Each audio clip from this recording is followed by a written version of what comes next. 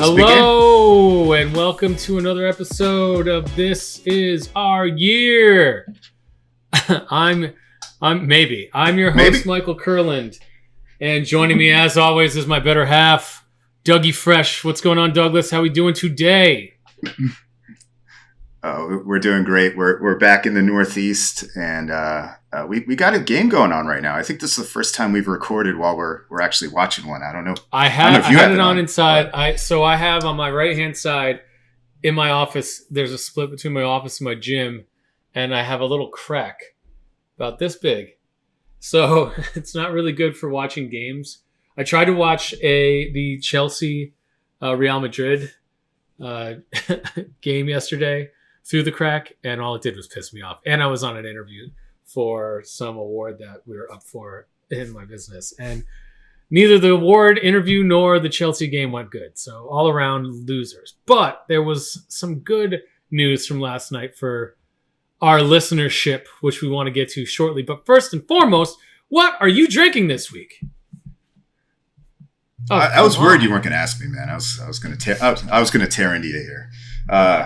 We're repping Connecticut again, and we got ourselves another strong one, man. Nice. It's another triple. Looks like a devil on a motorcycle. This is called, yeah, it's pretty badass. A friend of mine gave this to me recently. This is called South of 11666. It's a triple India Pale Ale, 10%, 10.2%, and I mentioned these guys last week, but if you say this name a little slower, there's a joke in there, which I didn't get the last time.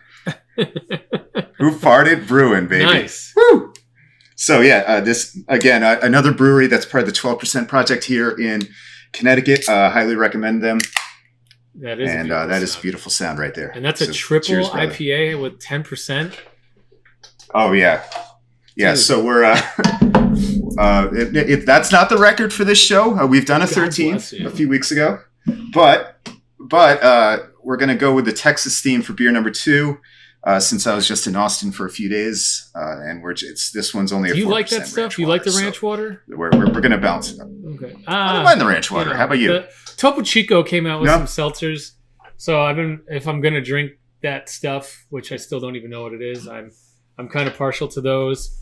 And the Kona Brewing Company has some decent Hawaiian flavored ones if you're gonna get after it. But speaking of beers and seltzers, I went to Angels Astros opening day weekend out here in California, Anaheim, and they have Golden Road Brewery. I don't know if you're familiar, but it's a California brewery. Heard of it. Right across the street, and it's a great place to pregame prior to going in. And I actually drank beer for the first time in a while, and they have a 10%. Wow.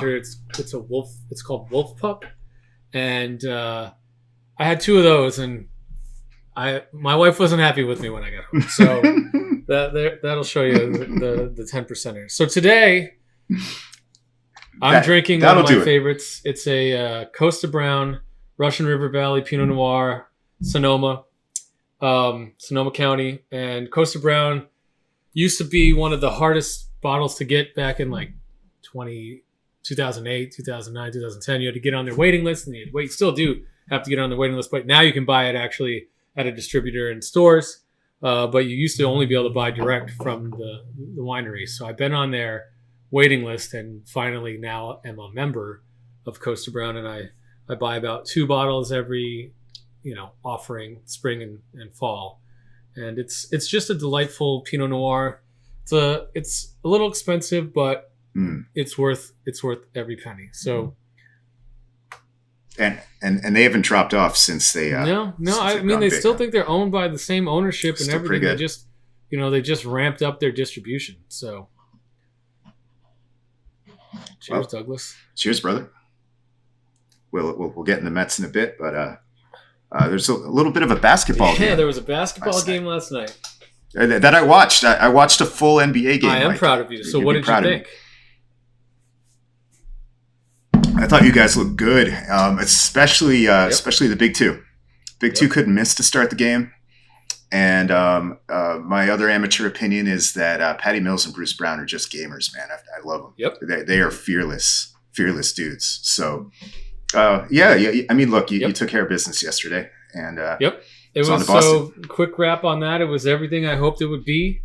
We played a team that we matched up really well against, and we took care of business. Kyrie showed why he is Kyrie and, all world. I mean, the guy's got handles. The guy can, at 6'2", he can still create his own shot, even when like a 6'7", 6'8" guy is guarding him. A fadeaway jumper in the paint, he'll penetrate into the paint and then shoot a fadeaway jumper and nothing but the bottom of the net all the time. Yes. Speaking of fearless, by the way, and now Kyrie. that the fat guy in Philly is gone, we got the ability to actually play the offense this team was meant to play, that Nash wants him to play. Bruce Brown is back. I don't know if you paid attention last year, but Bruce Brown started playing as a pick and roll 5 at 6'4".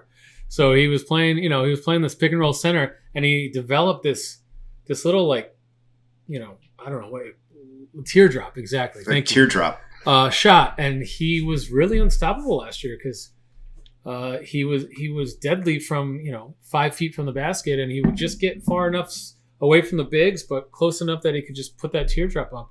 And they've started getting him back into rolling as that that pick and roll small big, and he's just back in playing like he had gone through playing with Harden. He had gone through this slump in the beginning of the year. And now that we got 2 healthy superstars, and we got Brown back, we got Mills, as you said, just a great guy off the bench.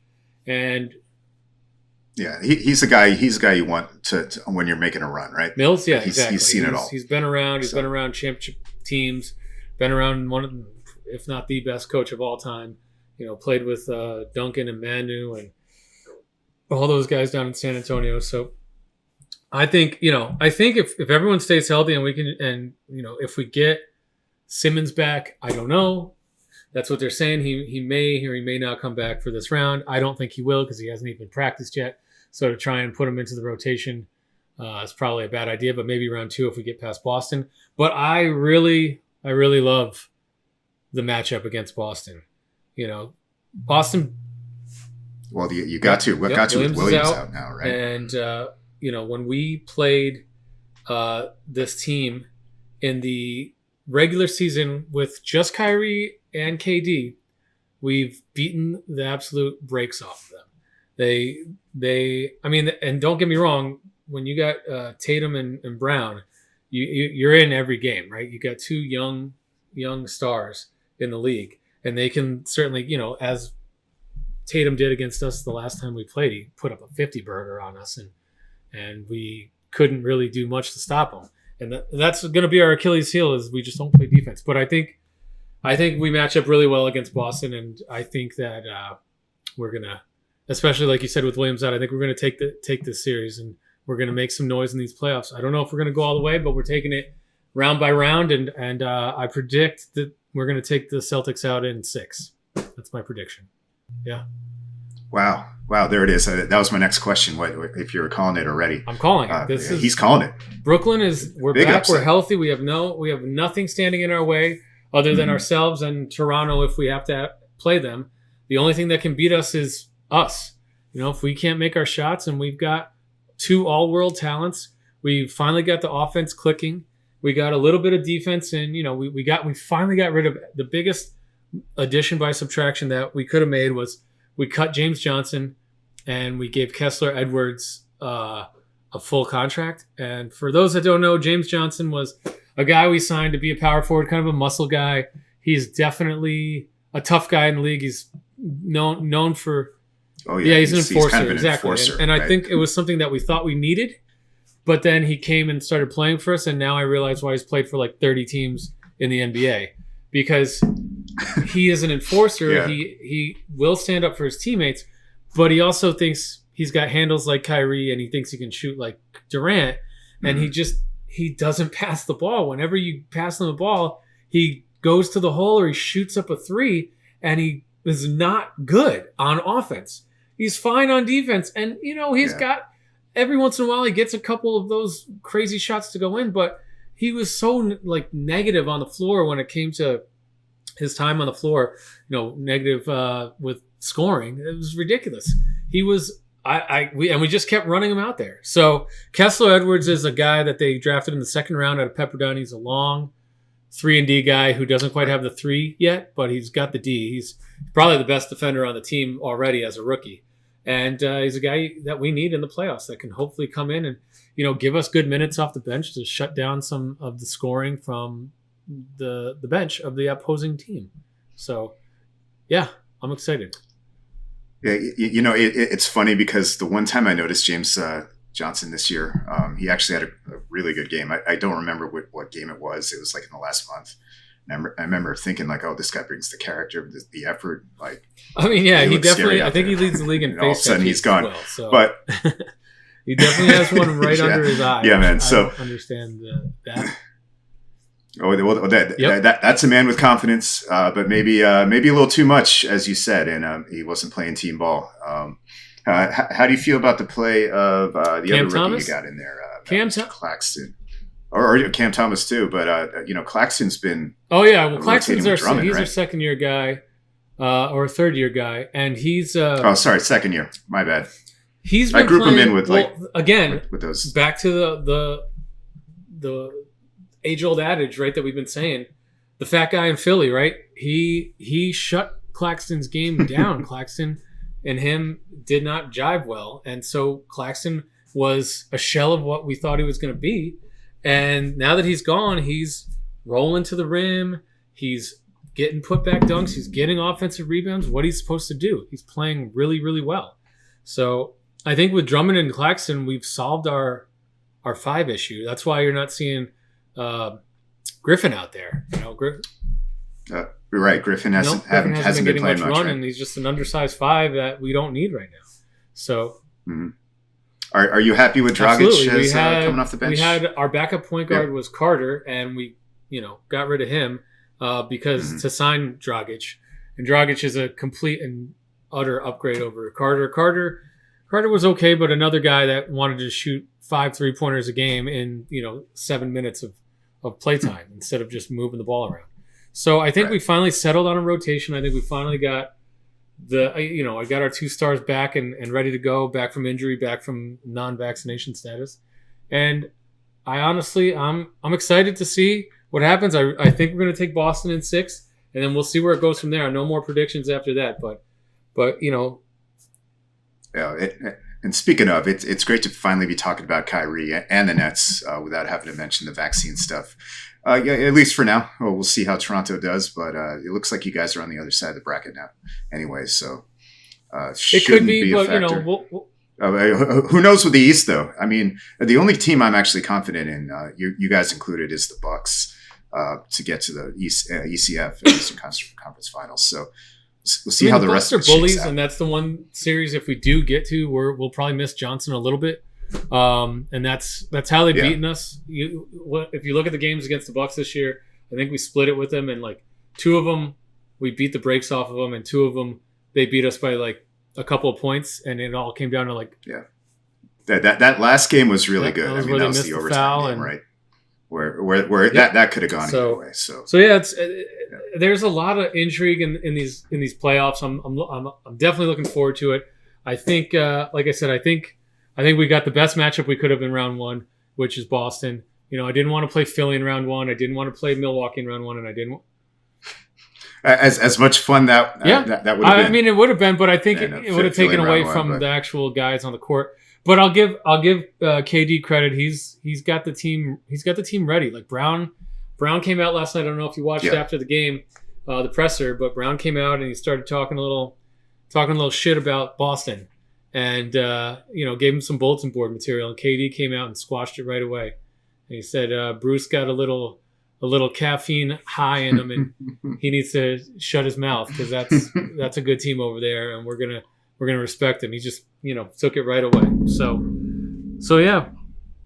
Yeah, I think we were talking about this on a recent episode, and Kevin Durant is permanently online, or at least he has been. Like he'll clap back at with like 7 burner accounts as well. I have, yeah, exactly, yeah. Like he has quite the history, but at the same time, his pressers this season, when I've been paying attention, he has actually said some profound stuff during them. He is kind of in like his wise old man already phase of his career, I think, even though 33, yeah, mid 30s.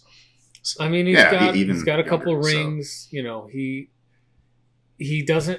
I think he knows what he knows, right? You know, everyone gives Steph Curry the love from that team, but they didn't you know, galvanize until he really got there. He was the yeah, right, exactly. It's the final piece, but you know, a lot of people have got mad at that, obviously, but it is that's the NBA. He was free to go wherever he wanted in Oklahoma. And now, if you look back at this Oklahoma City trio, I mean, Harden, the fat guy in Philly, is a ball hog. All he wants to do is play ISO and pick and roll, and he's notorious for being out of shape off the court. You know, taking jets to Vegas to go to strip clubs and then flying back to the game hungover. You know, who wants to deal with that? And Russell Westbrook single-handedly ruined the Lakers this year, and they weren't great to begin with, and injuries and age too. But like, from everything I'm hearing out here in LA is that, you know, he got Vogel fired. Vogel said, you know, when they were doing spring practice, Vogel said, bring, you know, whoever grabs the rebound, bring it up the court, because they had enough guys between, you know, LeBron and AD and Carmelo, Russ. Yeah, no. Nope. Russ wasn't hearing that, huh? Essentially said, nope, I'm the point guard. I bring the ball up the court. And that was in, you know, before the season started. And that rubbed everyone the wrong way. And he's basically been an outcast on that team ever since. And that's what he's done every stop in his career. It's just never changed. He's an abrasive guy, right? Who, yes, he's a great point guard, scoring point guard, but he does not put the team first. He puts Russ first. So. Right. He was. It never seemed like he was a fit in Houston either. With Chris Paul, it's kind of been a mess, which is a shame because the dude can ball, obviously, but yeah, we'll see. I don't think so. I think his contract is so bad that I think the Lakers are stuck with him. True, $47 million next year. 47 million. 47. Yep, I believe, his contract I think is worse than John Wall's. So. I don't know what the Lakers are going to do, and honestly, this is a New York sports podcast, so who cares a shit, right? Yeah.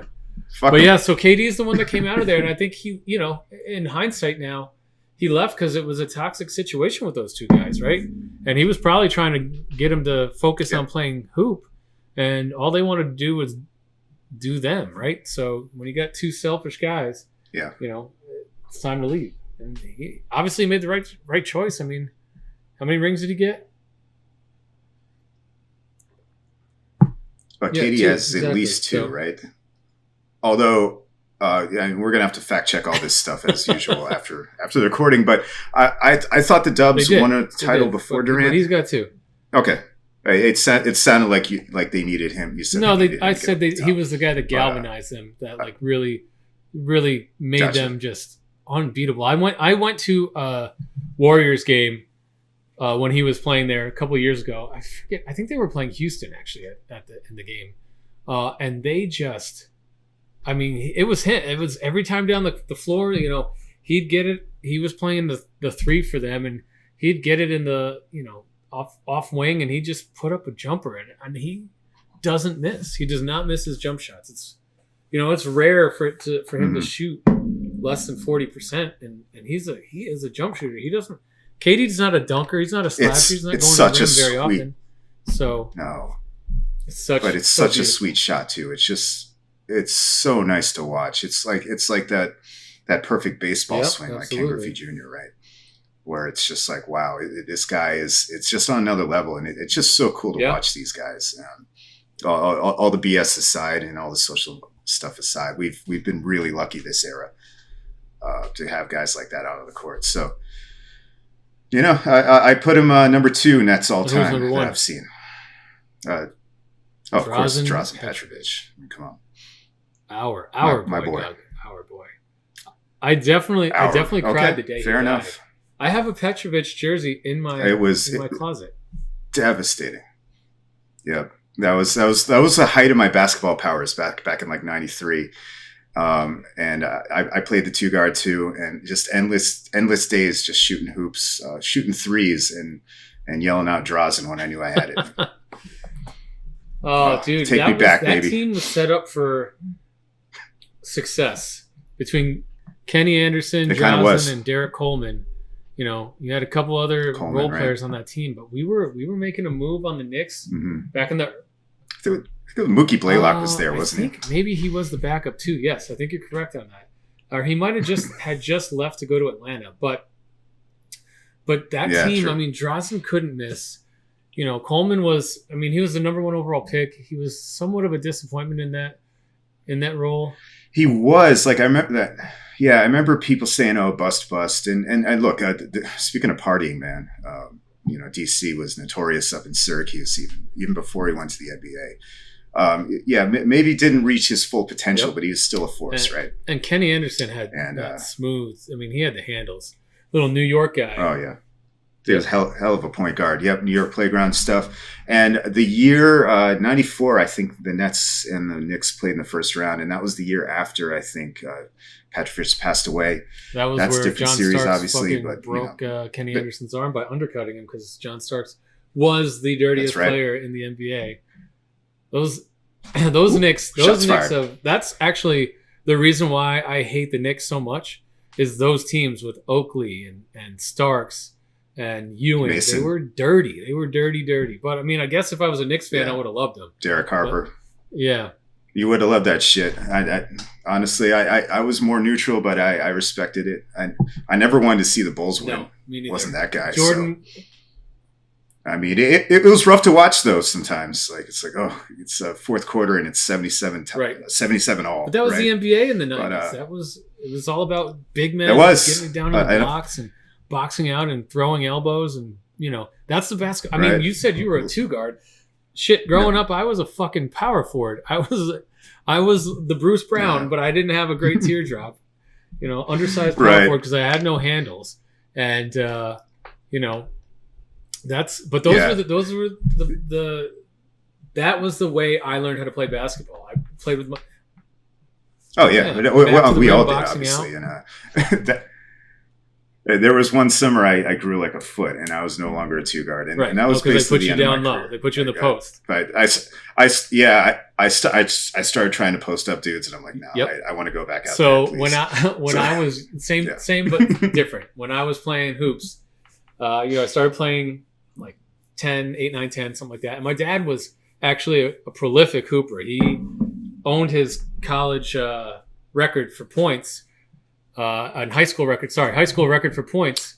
Yes. Quite the finger roll, I believe. Point guard that could shoot. I don't know if they had 3-pointers back when he played in high school, but he could definitely shoot.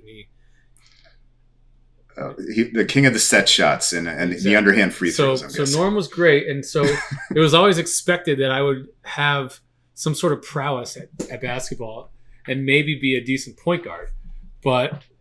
You know, they put me on the court and they saw, oh wait, that's how you dribble. We're gonna put you down. We're gonna put you down the block. Oh, you kind of got a wide backside. Okay, we're gonna put you down low. We're gonna teach you how to post up. And I remember I was the starting power forward on my freshman team, and one year we played a 1-4, and so I had to guard this kid that was literally on the freshman team. He was 7 feet tall. I mean, he was like 100 pounds. You know, he was like one of those really tall, awkward, skinny kids. Right. But I'm this 5. Yep. I'm probably like 5'6" at the time. Maybe I was 5'9", which is where I'm at now. And I'm fucking guarding this 7-foot kid. And I will say, I got 1 rebound against him because I boxed him out because he was 100 pounds. So fuck yeah. Oh yeah. Speaking of those elbows, man, you use them. Yeah. So that I think that's enough, and that's for our listenership for one day. But I'm very excited for the playoffs, Dougie. So what do we want to roll into? What are we feeling now? What do we want to talk about? Dude, I'm wearing my Road Mets shirt. I feel like we should get into the first week. A lot of it I missed. I saw opening day, and then I flew to Texas for like 4 or 5 days. So other than a few innings on Saturday, you may need to fill me in. So I think we start. You know, it's gonna be a long season, right? And we don't want to overreact or underreact for live and die on every game. But I figured we'd start something where we do the GOAT and the GOATs of the week. But anything you want to like dive into first, starting with opening day with Tyler McGill. Tyler, and last night just looking absolutely maybe not unhittable. Yeah, but almost, I think the first thing I'd like you to do is handle opening day, because unlike you, I didn't get to watch opening day. I had a conflict. I got to see Diaz strike out, whoever the last guy was to end the game, and that was all I got to see of opening day. I watched the condensed game afterwards. But what did you see about McGill on opening day, and your thoughts? Oh boy! So the first thing that jumped out at me, and maybe I should have known this, but it just caught me by surprise, is that the radar gun on McGill. Yeah, he was hitting 98, 99. Even later, like first inning adrenaline, I totally would have gotten right. That was his shit. Dude's starting opening day, right? 15 major league starts under his belt, and he came out dealing, man. And you're testing me because I've been day drinking every day since. But I really do think that Tyler McGill is the big story of week one. He would be my vote for the capital G GOAT. I agree with you. I don't. I can maybe pick someone out of the lineup if you want, and maybe I will. Who has looked really good so far, and maybe not who you're thinking, but Mark Hanna. I love at the bottom of the order. The dude is a pro. I think he's hitting close to 500 as of this taping. By the way, this is Wednesday afternoon.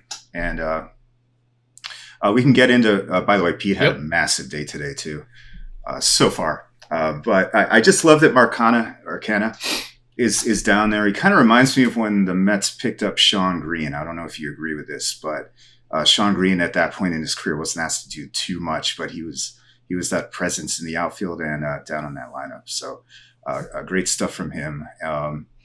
I'll let you sound off a bit. I do have some, stuff we could nitpick, but I think it's been a great week so far. A great week to the start of the Buck Show. That's what I really want to touch on. I think we've come out prepared for every game. We've gone into the eighth inning ahead in every game that we've played so far, including today. We've lost 2 games by our bullpen. What's that? That's good and bad. Yeah, we've lost 2 games by our bullpen. The game against Washington, I think Buck got a little. He used Chasen Shreve and Trevor Williams in the eighth inning because he wanted to get them in a game. That's like let's get everybody in the mix. It was a game that we probably should have brought Lugo or May into the game. We should also mention that Diaz was out for most of this first week. But I still think you got this team on the ropes. You're about to do a 4-game sweep. There was a better. You could have got Williams into the game the night before when we were up pretty big, and he brought Ottavino out in the 9th inning instead. Could have brought Williams or Shreve in for that inning to get them an inning. And it was a game. I think we were up 2-1 in the 8th, and we just couldn't get anybody out with those 2 guys. And I don't think, I think. Right. And last night Shreve threw a perfect inning, so I'm not gonna bash the guy. He's got to get some work in. But I just think Williams is your long guy, and Shreve.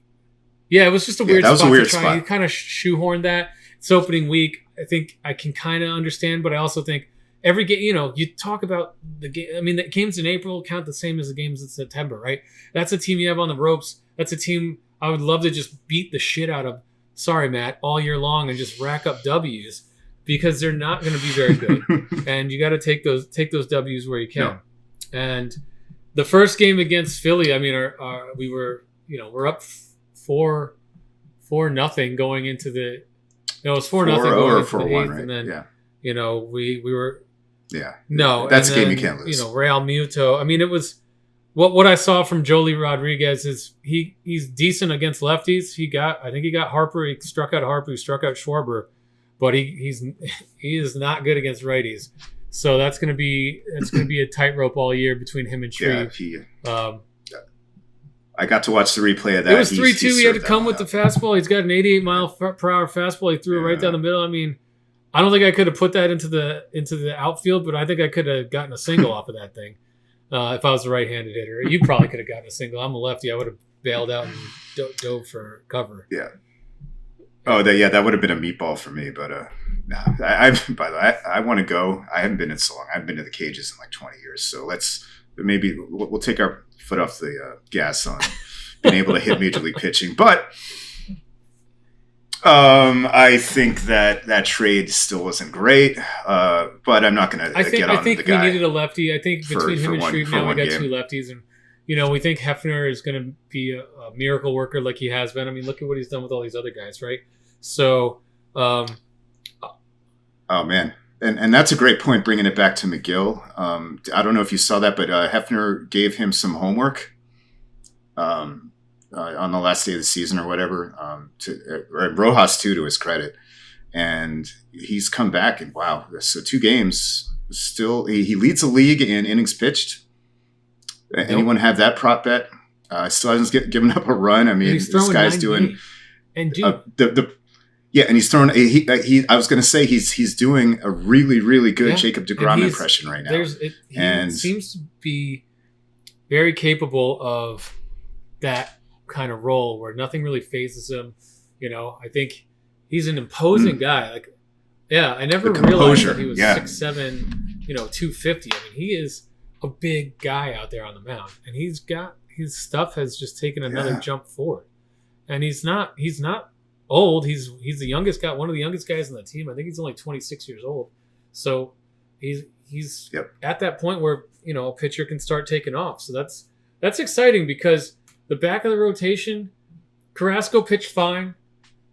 Walker. Yeah, so I didn't see these guys. All right, so game 2, Scherzer came out. He pitched fine. Game 3, we had Bassett pitched just an absolute gem. Oh yeah, against Washington. Right. Yeah, he pitched. I saw a little bit of that. Of everybody on opening week. Then Carrasco came out in game 4. He pitched 5 2/3. I think he only gave up a run. He was. It was scary to start with, right? He didn't look great in the first, nibbling on the outside of the zone. But the good thing about him is like last year it was his hamstring, and the year before it was his elbow, and so before that he had leukemia at one point or lymphoma or something, and so before that though he was one of the best pitchers in the American League. So his elbow actually got a year to relax last year, and he said that's what they were talking about on the show on the broadcast, that his elbow was feeling the best it's felt in years. Now you got a guy who's coming back. I mean, I think he could fill that 4th hole pretty well. And then Walker pitched 2 great innings. This splitter was amazing. I mean, I don't even remember him having that good of a splitter last year. So the first 2 innings he was making me eat my words. I was super concerned about this guy. And so what was his velocity before he left? It was in the mid-90s. I think it was 94, 95. It's down a bit from last year. I think he was throwing 96, 97 last year. But everybody said he looked great. Ridiculous. It was just dropping off the table. And again, to your point, but then his knee he had bursitis in his shoulder. So they pulled him after 2. But then Peterson came in, and Peterson pitched fantastic too. So, but think we're about this need though. When DeGrom and Walker come back, I mean, I'm going to sit here and I think Walker will be back in 2 weeks. DeGrom, right. Well, it's the Mets. That'll be 6. Still, we'll see him after the All-Star break most likely. But McGill, I think McGill is making a case that you can't take him out of the rotation. And it's been 2 starts, right? Way. So let's calm our jets here. Hey, maybe we should overreact to everything every week. I mean, it'll make things interesting. I like it. We'll look like morons on a weekly basis too, but I mean, we got 162 games, so there's a lot. There's a lot to cover here. A lot of takes. I feel like that, but that triple IPA is starting to kick in just a little bit. Oh I yeah, love it. we're Yeah. feeling it, So, baby. but now that I've talked in circles for 10 minutes, Buck is the guy, man. He's prepared. And when we got hit, I don't know if you saw that. When we got hit, Yeah, so I missed that. I saw some replays so on when Twitter. we got hit, when but, Lindor got hit after opening day, we got hit 3 times, and then Lindor got hit in the face on the second game of the season. Buck was the first one out to charge out the mound and start running. He was screaming at. I love it. Yeah, how can you not love it? What did we talk about with Willie Randolph earlier in the season of the podcast? We talked about how he was too calm. He never stood up for his team, and that's why I love Jerry Manuel. He was complete opposite. He was just a firecracker and just didn't want to take. He got thrown out of. I think he got thrown out of the second game he ever coached just to show the team he had some life to him. So, yeah. I really hate reminiscing about like the 08 or the 09 Mets because God, that was a depressing era. But yeah, you throw Willie and Manuel together into one, and maybe you have a manager there. But you're right. Like Rojas doesn't have the same gravitas. No disrespect, really, but there's an adult in the room. I think is what you're trying to say. And it's not only Buck, right? I mean, Max Scherzer's on that bench and even too. Bassett. If you were watching, I don't know if you saw the game last night, but yeah, Bassett's sitting there with Peterson and Scherzer and everyone that wasn't pitching last night, and I think even McGill in between innings, and they're just the whole rotation is going over, the tablet. They got the tablet open. Things that they can improve upon. I mean, I can't tell you I've ever seen that from the Mets starting rotation. No, that's right. Some NFL sideline shit, right? It's a good sign to see. It's a beautiful thing to see because it means we're prepared, and that's what everyone keeps saying. No one's more prepared than Buck. And I can say through the first, week of the season, I can't argue it. I can't say anything but no one's more prepared than Buck.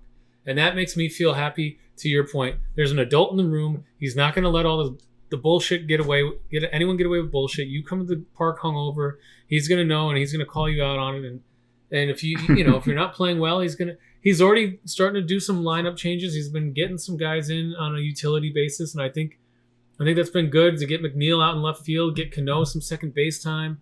It's rotated DHs. Oh my God, you said something positive about Robinson. I'm marking this down. Maybe the wine's kicking in over there too. But I've come to terms with the fact that he's going to be our DH as long as he's there. For the most part, he's going to play probably 120 games this year, and he's gonna hit. He's gonna hit. He might not hit for power, but he's probably going to hit 300, and have 7-8 home runs and 60 RBIs. Yeah. And if you get that out of your 7th spot in the lineup, it's not terrible. And the guy that can be your backup second baseman, first baseman, third baseman, fine. Well, I hear he's been batting third, and Mets fans. He did bat third in 1 or 2 games, but he was also down in the lineup a couple times too. So it's been. I think Buck's been playing a little, testing some things out to kind of figure out what's going to be the long term look. Oh, no doubt. And he hasn't been spotless. I mean, Buck. Yeah, you mentioned bringing Trevor Williams in for the 8th, right, which is a head scratcher, right? What was up with going for inning 2 with Trevor May the other night when all history says, he's not good when that happens. And I think he even admitted it after the when he came out and he hurt him, and when he hurt his I don't know if you remember arm? That. He pitched a clean inning, and I think he came out for a second inning. And of course, this is because of Diaz being out. I think maybe Diaz was out. B, there was like it was a righty and then a lefty, and he had like Rodriguez warming in the pen, and so he was just trying to get him to get that one extra righty out before he brought one of the lefties in. That's all it was. He wasn't going to let him pitch the whole inning. So he brought him out just to get that last righty out. It made sense in the whole grand scheme of things, in my opinion. I don't think that was, anything I would argue buck the trend against. But yeah, man, I mean, we're And I think May's okay, by the way. He had I know there was an MRI. He had some, yes. He's going to be back shortly as well. It was nothing major. But when he did it, I'm like, shit, that looks like Tommy John. He was shaking his arm, and he was doing one of these and like trying to get feeling. No, but that would not be good.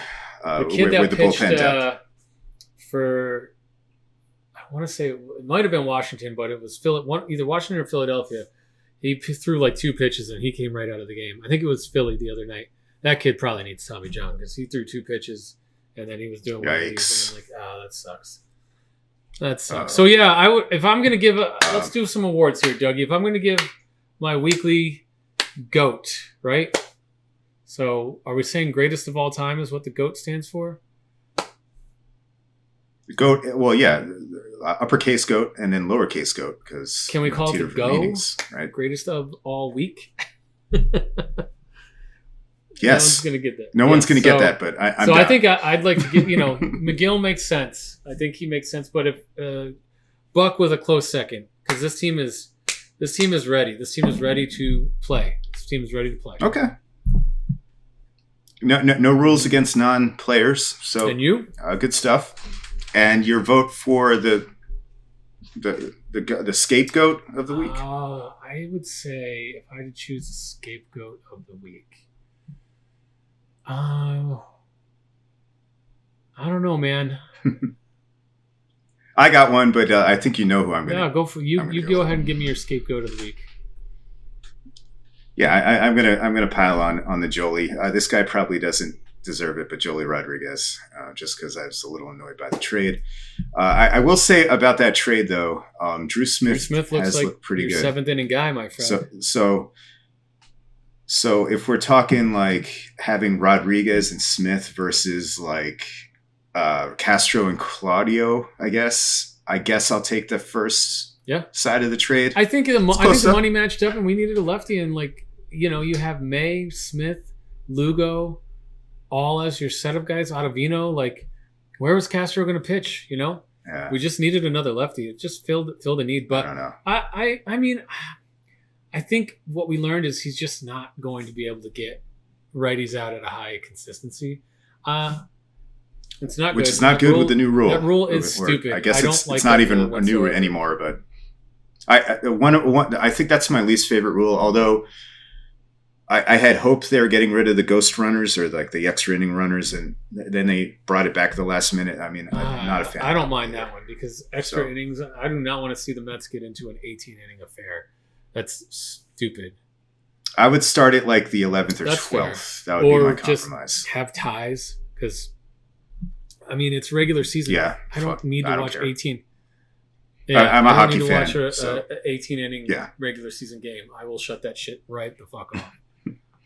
That's decided by Luis Guillorme pitching. And then someone blows their arm out, and it's just a complete clusterfuck. So, yeah, I think it was. Jose Canseco, right? Yep. Didn't Canseco have to get like Tommy John? So I will agree with you. I'll say Joely Rodriguez can be the scapegoat of the week. Because there wasn't too many to like really be upset with. So it's not a bad thing. No, not much. Not a bad thing. So but I will say, I think we're doing what we're supposed to do. We're beating the Nats. I think that's a team that's not going to be that great, and I also don't think Philadelphia is going to be that great. So I think they'll be. Well, very very good segue. They're coming back. It's now 8-5. We have Seth Lugo in the game. Real Muto at the plate. It looks like in the 8th. 2 outs. Is that correct? So. Yeah. I'm waiting for the score bug to come back. Yeah, so hopefully we can close this series out and win our second series of the year, and that is on the road. Yeah, I mean, shit. Yeah, you just want to go 500 on the road and win 2 out of 3 at home. I think some old timers said that, but it's true. So yeah, there isn't much to be mad at all. Other than maybe like if you're worried about the starting rotation. I think it's so early in the season. We'll see how this stuff shakes out, but so far aces all around, other than the fact that we could be possibly, 6-0 instead of 4-2 with a lead in the bottom of the 8th right now, going to possibly be 5-2. Could have been 7-0 if the bullpen had held their position. But well, yeah, let's. I see Bryce Harper on deck, so let's not count it yet. Let's not count it yet. But okay. Lugo just struck him out. And by the way, I know Lugo had a rough outing the last time, so it's good to see him at least get through that inning. I didn't see how they scored those 2 runs. I didn't either. We were recording, but that's okay. 8-5 into Fair the enough. top of the ninth. Yeah. Good stuff. Heading the last, so prayers up. All right, what do you want to do now? I mean, we've made it through Mets. We made it through Nets. Isles had a nice win last night in the shootout, but their season is pretty much over. And they're already out. And I think. All right, we could do an Isles post-mortem, but here's my question to you for some Isles content. Who are you more happy with this year overall? Noah Dobson or Elias Sorokin? That's a good question, Douglas. That's a good question to segue in. I think I'm more happy with Noah Dobson because he's never played professionally before, and he has made the leap into being one of the top. I want to say top 5, but I'll calm myself here and say I'll say top 10 offensive defenseman in the game right now. He's made the leap into the top 5, and I'm top 10, and I would say close. He's got some talking points to be in the top 5, right? Well, by the numbers, you're correct. I think since January 1st, he is scoring-wise in the top 10. He's like in that D'Angelo and Adam Fox range, right? Which is what we need, which is what we love to see. I'm not sure if he could do it for the whole season, but maybe he can in the right circumstances. But I agree with you. He is just leaps and bounds from even like December, man. Like something turned on, right? Around New Year's, and he's looked great out there. We just need to find him a partner now. Yeah, right? man. And I think that'll be for Lou to figure out this offseason, right? And I don't even think I'm going to go out and say I don't even think it's the second pairing, my friend. I think you slot Pulak and Pelech down, and those are your two. No, those are your Pelech? two. That's your second line.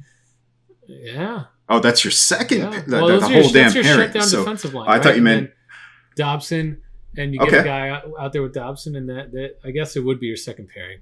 To be fair, but he's. No, I thought you meant playing Pelech with Dobson. I don't think I want to do that. I like Pelech and Pulak. I think they just once we put them back together, the team started playing like they're capable of playing. I happen to agree. Yeah, man. What about you? So you think it's Dobson over Sorokin? I do, since this is a non-playoff year. That's our biggest takeaway, right? That this dude can play. I wish some of the forwards would have stepped up, but they haven't. I guess some of the veteran forwards have finally been scoring, and so they're like a good team now. Now that it doesn't matter. So we need that. We need the full 80 effort next year. And exactly. I'm thrilled by Noah Dobson's progression. It's been incredible. I don't know if you remember, but he kind of dropped to us in that draft, right to Lou, and Lou was thinking about trading that pick, I think, and the rumor was it was like Max Pacioretty or someone of that ilk, and I think once Dobson dropped, and Wallstrom, but once Dobson was there, I think he pulled back and he was like, "Yeah, we're taking our guy." So, oh man, it's the top 3 is set, right? And bringing back to Sorokin, who's been amazing. I was sitting there after the Mets game. After the Mets game. It was fun fun night last night. I was sitting there watching Sorokin just absolutely steal a couple of points from the Penguins, and even Jenny was sitting there like, "Oh, how did he save that? Like he's a magician."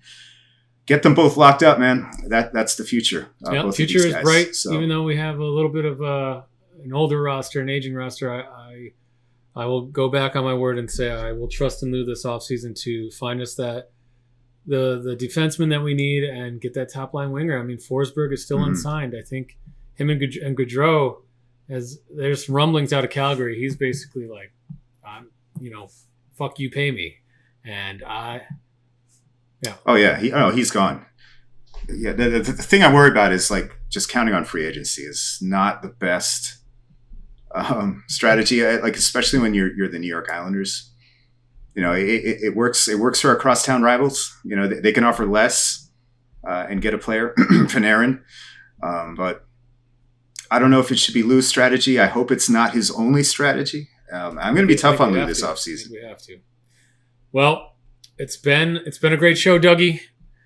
Tell the audience what you want to say goodbye.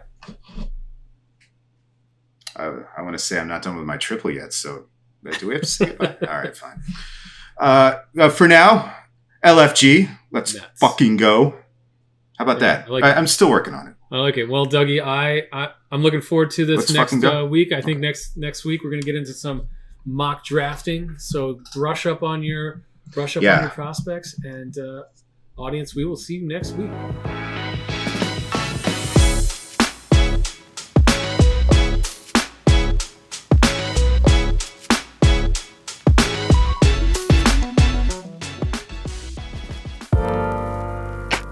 This podcast was produced by Heartcast Media.